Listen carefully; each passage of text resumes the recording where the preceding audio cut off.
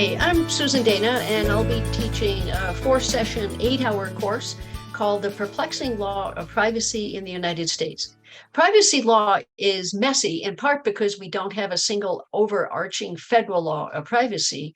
So the states play a large role in protecting or not privacy, and some states are more protective than others. Here in Montana, we're only one of 7 states with a general right of privacy in our Constitution. And that means that Montana is in many ways significantly more protective of privacy than is the US federal Constitution. And we will discuss that as we move through the course.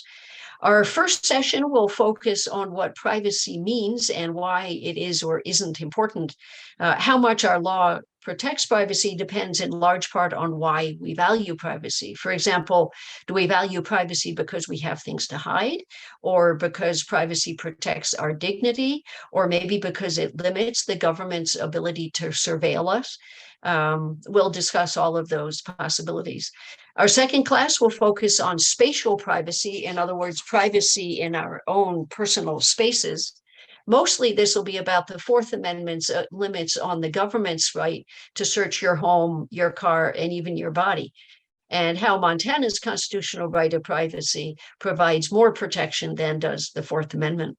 Our third class will focus on personal autonomy as a right of privacy. Here we'll discuss how the US Supreme Court has read into the Constitution a right of privacy that's not explicitly there, that protects fundamental rights such as the rights of parents, the right of interracial and same-sex marriage, and until recently, the right to abortion, and how Montana's Constitution protects such fundamental rights. We'll also discuss the right to make your own medical decisions, including the right to die and medical aid in dying, also known as assisted suicide. And finally, our last class will focus on informational privacy, including how the federal government and the states are or are not protecting information about you, both the traditional kind and the online variety. We'll also talk about what social media companies are and are not doing to protect your privacy and what proposals are out there to improve online privacy. Finally, a quick note to explain that as an experiment, Olli's offering 2 versions of this class. You can sign up for either one or both if you really want to, but it'll cover the same material. So first, I'll present the class face-to-face on Tuesday mornings at Hope Lutheran Church starting on January 24th. This will be a good option for those of you who like in-person presentations and like to engage with questions and discussion. Secondly, as a separate course, I'll pre-record lectures and Olli will post them at the beginning of each week and you can watch at your convenience. Whichever version you take, I think it'll be interesting, fun, and relevant to our everyday lives, and I'll hope you'll join us. Thank you.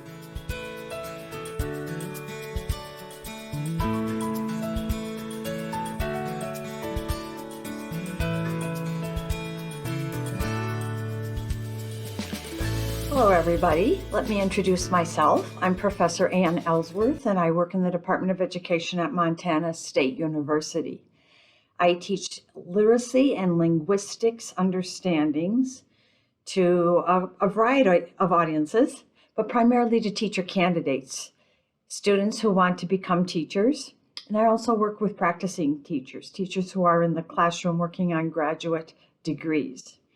So the title of the short course I am offering is, How Do Children Learn to Read? Big question mark. You probably remember with fondness some of your own favorite books that maybe you read or you read to your children or perhaps your grandchildren. In my own family's collection, we have Goodnight Moon, and Curious George was popular. It was a series, so it was fabulous. You finished one and there were several more waiting for you. And then, of course, The Night Before Christmas.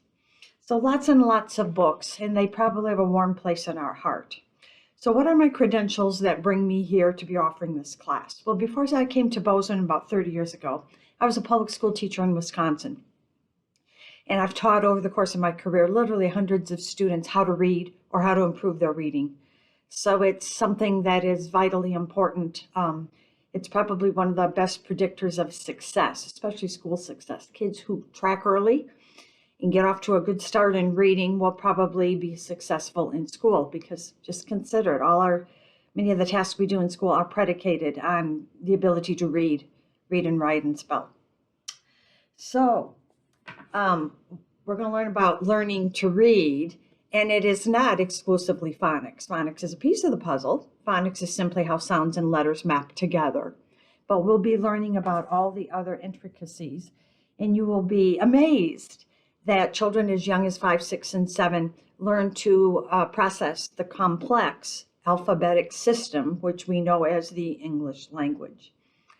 So I sure hope that you are interested in this class. It's going to be very hands-on, active learning. We'll have lots of fun. We'll probably laugh a lot. If you expect a lecture with me spouting information at you and you just passively taking notes, that's probably not what's going to happen. You'll be disappointed. But if you want to be engaged and have fun and learn about this fascinating thing called the English language, this is the course for you. Thanks so much for viewing.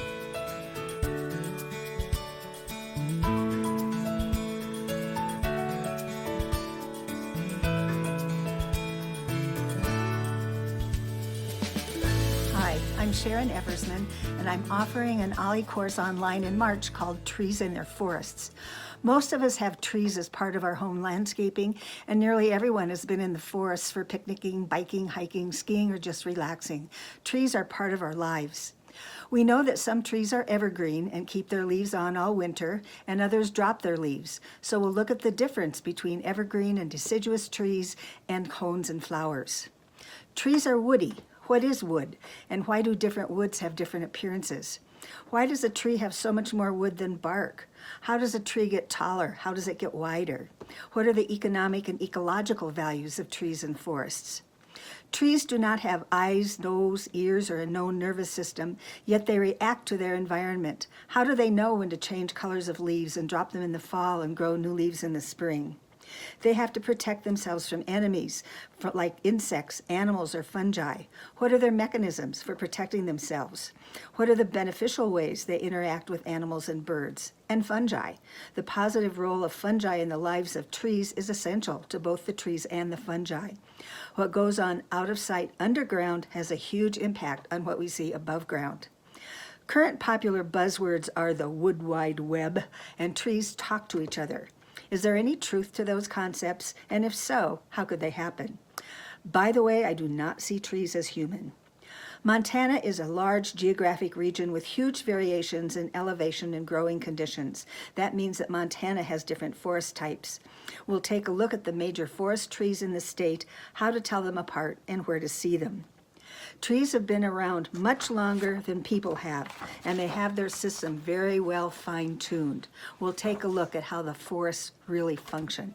I hope you can join me in March.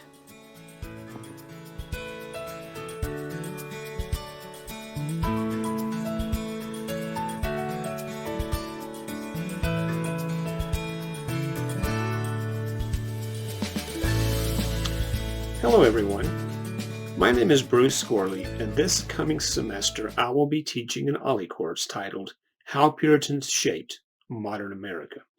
The Puritans were among the earliest Europeans aggressively staking a claim in the present-day United States and exerting power over land, over indigenous peoples, over African Americans, and over other Euro-Americans.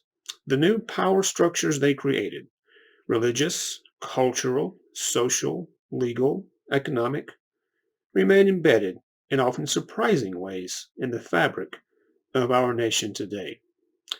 If you've ever wondered how America arrived at the place it is today, you will glean some new insights in my course. If you've ever wondered about the historical currents that have played a role in shaping your community and your family, and perhaps even your own life, you will gain new context and perspective beneath the headlines and beyond the rhetoric that swirls around us. In the month of February, I'll be journeying along the historical paths of the Puritans to a greater understanding of the promises and perils of modern America. I hope you will join me for the journey.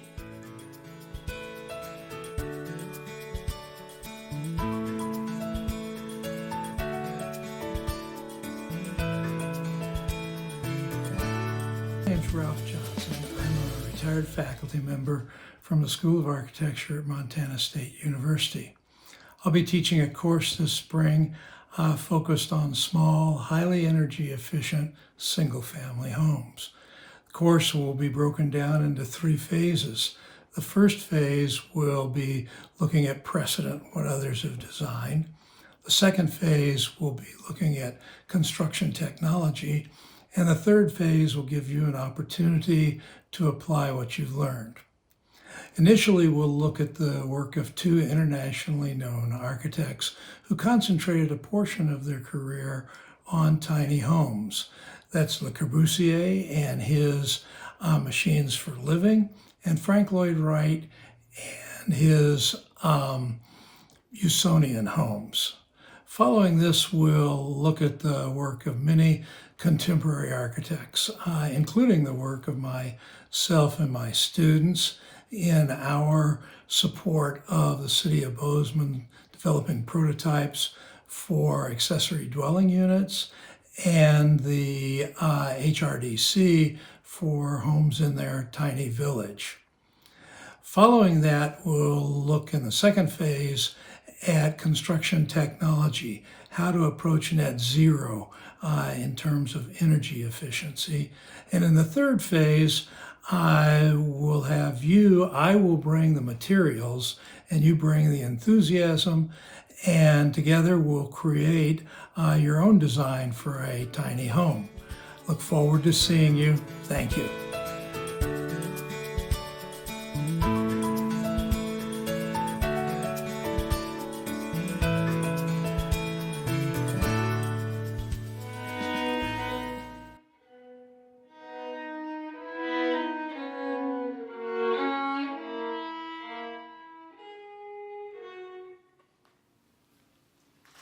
Hello, my name is Carrie Krause, and I am concertmaster of the Bozeman Symphony, as well as artistic director of the concert series Baroque Music Montana.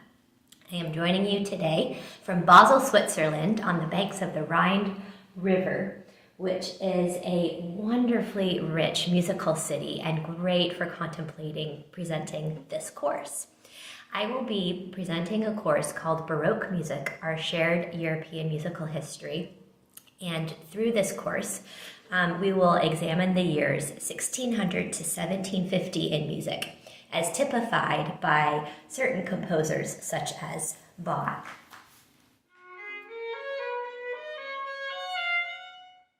Vivaldi, and Handel.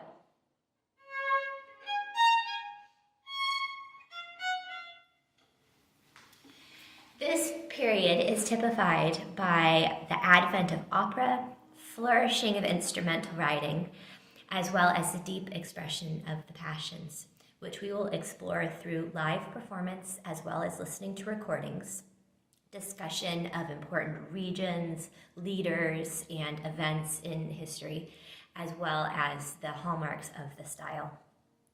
Baroque Music Montana's Spring Concert Series relates to each of the class topics, allowing participants to make use of their Olli experience.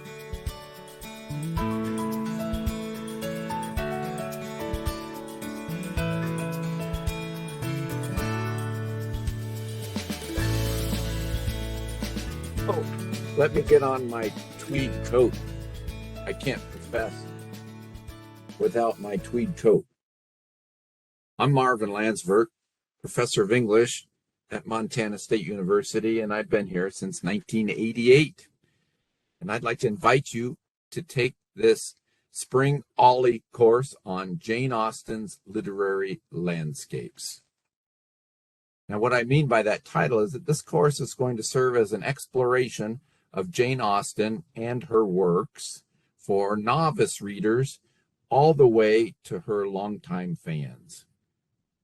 We'll be addressing a number of questions in this class, and among those questions will be what can still be seen in Chawton, England, where Jane Austen wrote and lived, and an answer to that is that's her house, and it's now Jane Austen Museum. And can you really see Jane Austen's writing desk where she wrote many of her novels in there? Well, there it is.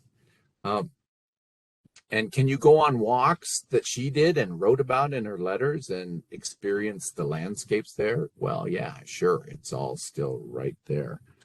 We'll also be addressing questions like just what is this narrative technique known as free indirect discourse, which Austen helped invent? And has Austen risen into the same category as Shakespeare in reputation and influence? Austen in the parks, anyone? Well, we won't be studying her in the parks, but we will be taking this class at Hope Lutheran, and I hope to see you in this class in the spring.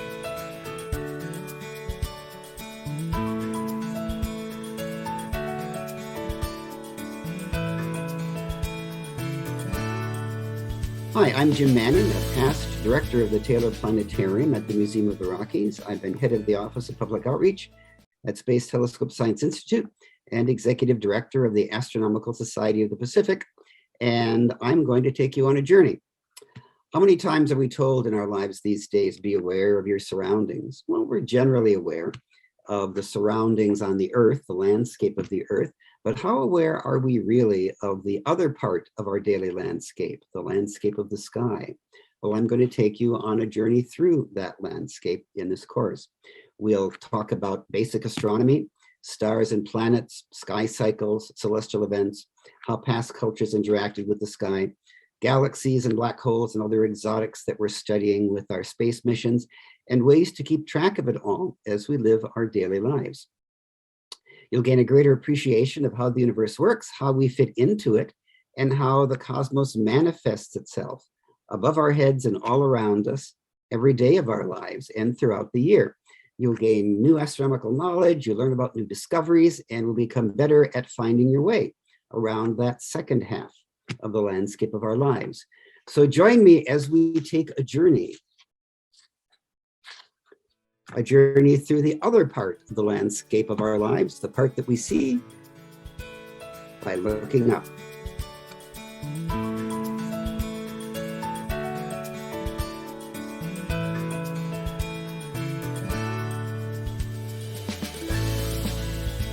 Hello, my name is Jamie Novak, and I'm going to be teaching File, Pile, Sort, Shred. If you too are drowning in the piles of paper, if they're covering every flat surface and you're not sure what to keep and for how long, you're definitely going to want to tune into class on March 15th, 22nd, and 29th. During this 3-part class, File, Pile, Sort, Shred, we're going to talk about which papers you need to keep and for how long. So what to do with the catalogs you keep getting that you don't order from anymore, or the recipes you clip out but you never prepare. Where should we put all of those manuals that come in for the different appliances that we have? What about the bills to be paid? How long do we have to keep all of that? What about tax paperwork? And so much more. Of course, great shredding options, even if you don't own a shredder. What to file, where to keep it, how long, and how to sort it all out. That's exactly what we're going to be talking about during File, Pile, Sort, Shred. It's happening March 15th, 22nd, and 29th. It's a 3-part class, and it's happening 2 p.m. to 4 p.m. The great news is not only am I going to share ideas with you from an instructor standpoint, but during the class, we're going to take action. So come prepared. You're going to bring some paper to the screen. This is an online class, so we're going to be sorting from the comfort of our homes. We'll be making piles. We'll be sorting the piles, figuring out what to keep, for how long, and how to remove ourselves from the junk mail mailing list and all of those charitable appeals for contributions and donations and everything else. So we're going to answer everything paper related during this 3-part class. We will be sorting papers during the class, so you will be making progress. Instead of just taking notes, you'll be taking action, guided action with me during File, Pile, Sort, Shred. Tell everyone, I think we all have these paper piles, and if you've been wondering what to do with them, I have the answers. My name is Jamie Novak. I am a professional organizer, the author of Keep This, Toss That, and multiple other best-selling books. I've been on morning TV and written articles for all the major magazines, and here's the thing. I know what we can do to solve the paper pile. Not only solve it, but keep it from coming back. So I cannot wait to share all of these resources with you. To learn a little bit more about me, you can visit jmatenovak.com to see if I'm the right instructor for you. The program is very casual, but also very motivational. My hope is that you'll be making progress with us during class. I cannot wait to see you starting March 15th for File, Pile, Sort, Shred, and we will solve those paper piles once and for all. I'll see you then.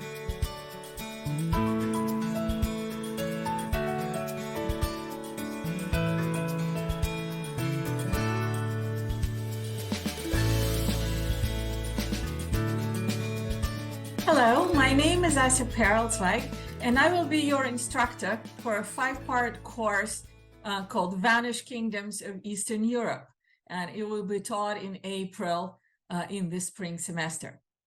So what's this class all about? Usually history is taught as a sequence of stories about countries that still exist today. You might learn history of the United States, France, Japan, or Russia. But in this class, we're going to do things differently. We're going to look at 5 locations, 5 countries that once existed in Eastern Europe. Eastern Europe sadly draws a lot of attention these days because of the war in Ukraine. But rather than talking about this region in terms of the countries that exist today, Ukraine, Russia, Poland, Lithuania, Latvia, etc., we're going to talk about lands or parts of Eastern Europe that once used to be important states, important countries, important players in history, but since then have vanished as such from our perception of history, from the political map of today. So we're going to cover 5 different areas, 5 different countries. In each session, we'll take a different area, such as Lithuania, which we'll see that wasn't always in the territory of present-day Lithuania. We'll talk about Grand Duchy of Lithuania, that once was the largest country in Europe, or the largest country entirely in Europe. We're going to talk about Crimea, that's been quite a sensitive topic since 2014. So I'll give you a lot of background on what's going on with Crimea. We're going to talk about East Prussia. We're going to talk about Novgorod, and we're going to talk about Polish-Lithuanian Commonwealth, which in space somewhat overlaps with Grand Duchy of Lithuania, but in time it covers different periods of time. So we're going to cover 5 different countries that were once really important, powerful players and have since disappeared. And one of the questions we'll ask is, what happened? Why did they disappear? Why did they vanish? What can take a really important big country and dismember it? What can cause that? But we'll also see what predated those once powerful states and what they turned into, because obviously the part of land didn't go anywhere. It's just that the state ceased to exist. So this will be the topic of our 5-session course, Vanished Kingdoms of Eastern Europe. I hope to see you all in the spring, and in the meantime, happy holiday season.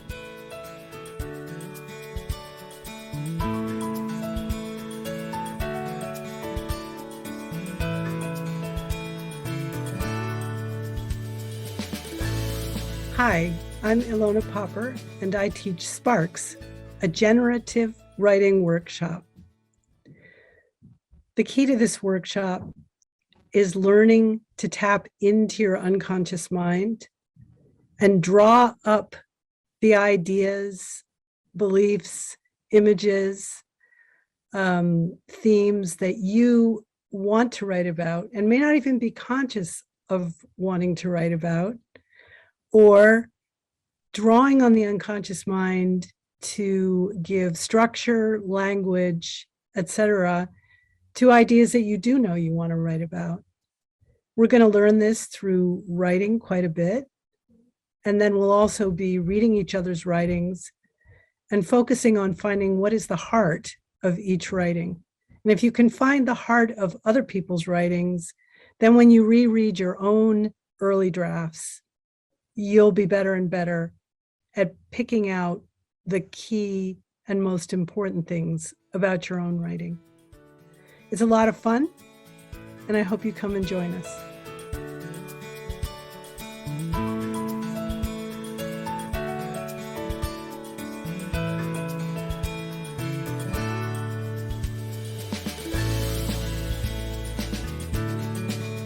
Greetings, everybody. My name is Derek Strawn, and I am really happy to have this opportunity to introduce myself to you. I'll be teaching a class for the Osher Lifelong Learning Institute starting in spring of 2023. The class title is An American Portrait Part 1, and we will be doing a survey of American history from our foundings in British North America at Jamestown in 1607 right through the Civil War and ending with Reconstruction in 1877. My hope is that you'll find this class interesting. I really love teaching this subject matter and have been doing that for quite a while. This is my 21st year teaching at Bozeman High School. I teach Advanced Placement U.S. History, and I also teach Advanced Placement U.S. Government. The class will be a lecture format. We're going to meet once a week starting in January, and I'll try and have an engaging slideshow for you to look at, but we'll also take a look at some other documents and interesting facets of American culture and life, including music and architecture and art, in hopes of getting a better understanding of who we are as a people and really kind of nailing those important events in early American history that still profoundly resonate with us today as influences in our daily lives. So I hope that you can join me for the class, and I'm very much looking forward to meeting you.